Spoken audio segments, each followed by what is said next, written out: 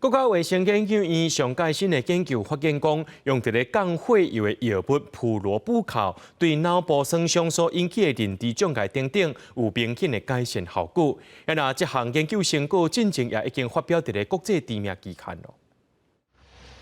台湾每年因为交通事故、摔倒、甲暴力事件等造成创伤性脑损伤案例有65万例，其中大约10万例列做中重度的脑损伤，爱承受神经损伤、认知障碍者长期后遗症，失智症风险也比一般人悬出4倍以上，就医院无药通医。延国家卫生研究院上新的研究发现，用来降血脂的药物，竟然对着修复脑损伤有帮助。它这个是老药，它有可能可以推进这个研究，推进的比较快，可以也许比较快移动到临床。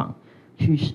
讨论它未来可以使用的潜能。研究团队伫小鸟鼠实验发现，加降血脂药物普罗布考和脑损伤的小鸟鼠，结果小鸟鼠的脑源性神经营养因素的表现增加，新生的神经细胞甲神经前区细胞也增加1倍，就连脑神经网络也修复重组。而且小鸟鼠脑神经死去的区域减少33%，脑损伤的认知障碍甲失智症风险等拢大幅来改善。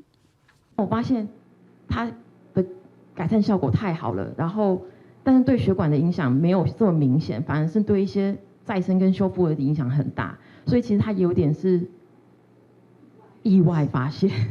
研究团队强调，普罗布考是心血管疾病的临床药物，有抗氧化、抗发炎的特性。小鸟鼠实验内底发现，脑损伤4点钟到6点钟内底投药啊是真有效，甲创伤7天了投药啊来比较，效果相对有限。所以希望未来甲台湾病医结集合作，建议适合人体剂量甲疗程，改善脑损伤了后的神经功能。记者综合报道。